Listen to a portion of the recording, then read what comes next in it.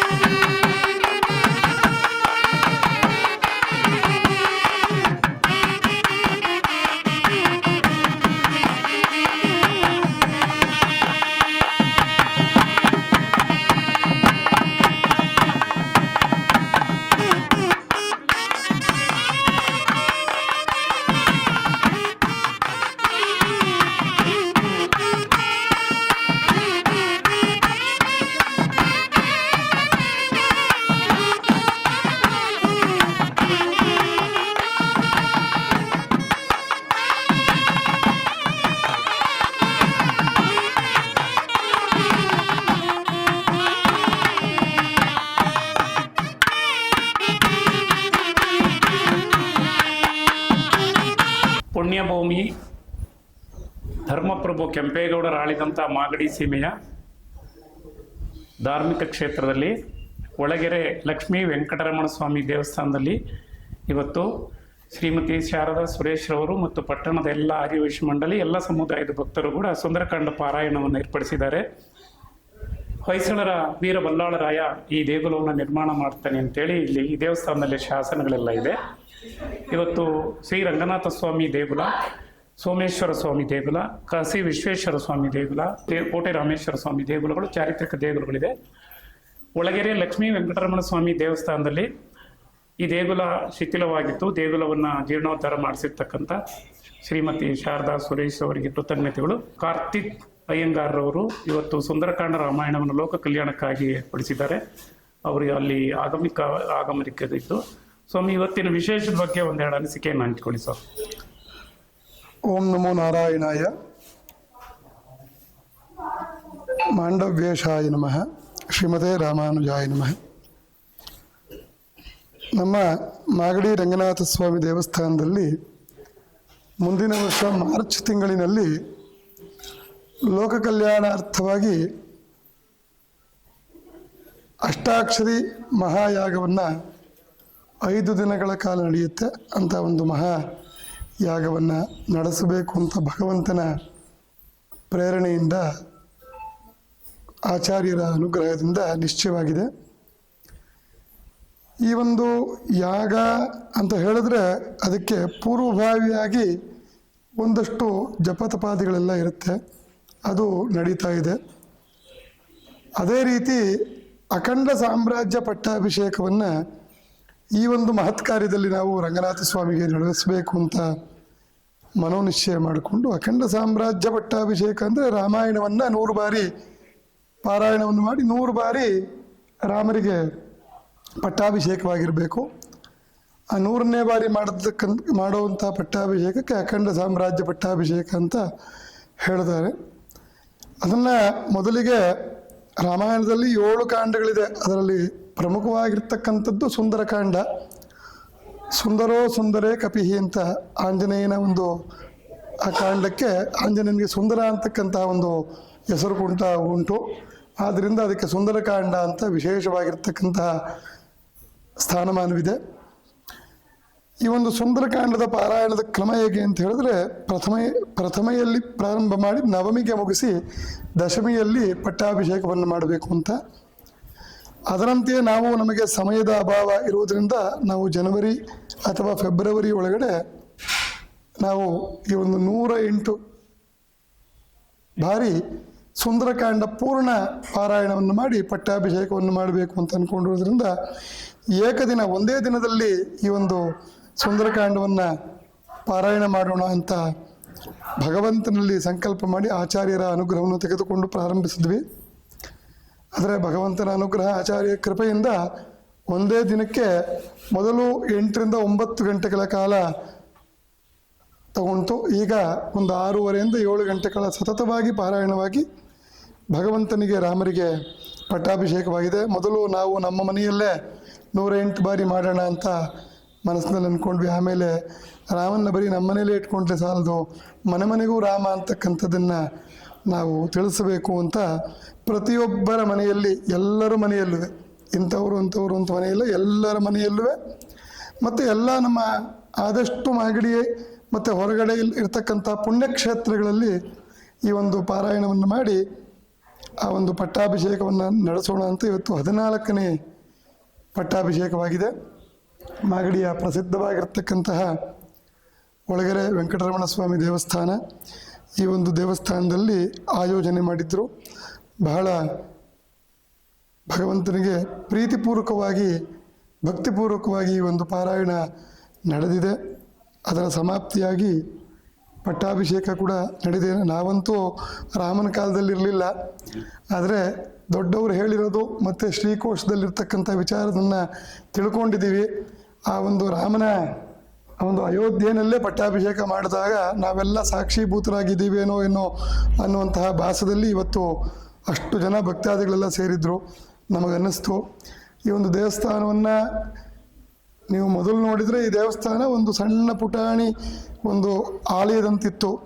ಅದನ್ನು ಬಹಳ ಶ್ರಮವಹಿಸಿ ಶ್ರದ್ಧೆ ವಹಿಸಿ ಭಗವಂತನಿಗೆ ದೇವಸ್ಥಾನಕ್ಕೆ ಒಂದು ರೂಪರೇಷವನ್ನು ಕೊಟ್ಟು ಹಗಲಿರುಳು ಶ್ರಮಿಸಿ ಈ ದೇವಸ್ಥಾನ, ಎಲ್ಲರೂ ದೇವಸ್ಥಾನ ಕಟ್ಟಿಬಿಡ್ತಾರೆ, ಆಮೇಲೆ ಯಾರೂ ಇರೋಲ್ಲ.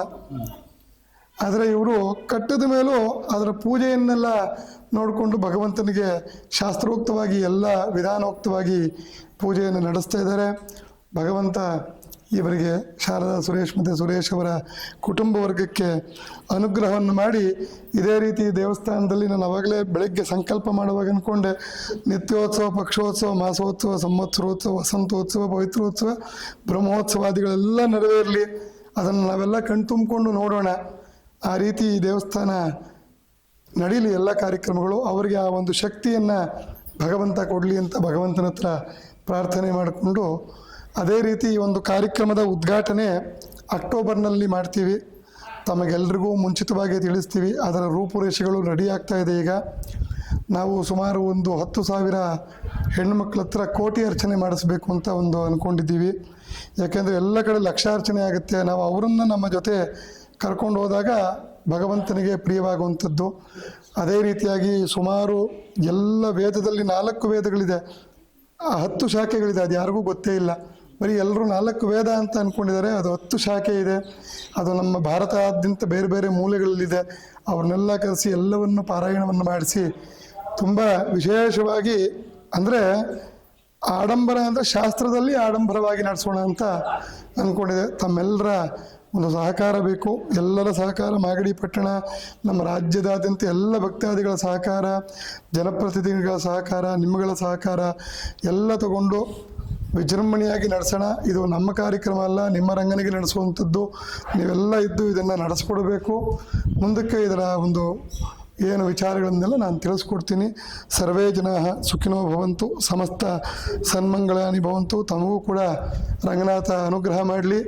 ನೀವು ಭಗವಂತ ಒಂದು ರೀತಿಯಾಗಿ ಜ್ಯೋತಿಯನ್ನು ಬೆಳಗಿಸ್ತಾನೆ ಪ್ರಪಂಚಕ್ಕೆ. ಆದರೆ ನೀವು ತಪ್ಪಿರ್ತಕ್ಕಂಥ ಕಲ್ಮಶವನ್ನು ತೆಗೆದು ಒಳ್ಳೆಯ ಜ್ಯೋತಿಯನ್ನು ಬೆಳೆಸುವಂಥ ಒಂದು ವೃತ್ತಿಪರವನ್ನು ಆಯ್ಕೆ ಮಾಡಿದ್ದೀರಾ. ನಿಮಗೂ ಭಗವಂತ ಯಶಸ್ಸು ಕೊಡಲಿ. ಈಗಾಗಲೇ ಯಶಸ್ಸು ಕೊಟ್ಟಿದ್ದಾನೆ.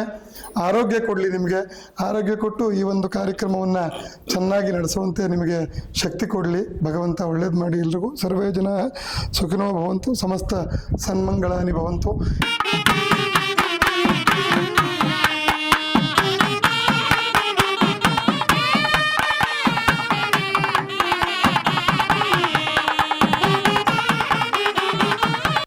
ಇದು ಇವತ್ತಿನ ಮಾಗಡಿಯ ಸುದ್ದಿ ಸಮಾಚಾರ. ನಿರಂತರ ಸುದ್ದಿ ಸಮಾಚಾರಕ್ಕೆ ವೀಕ್ಷಿಸಿ ನಿಮ್ಮ GTV ನ್ಯೂಸ್ ಕನ್ನಡವನ್ನು. ವಂದನೆಗಳು.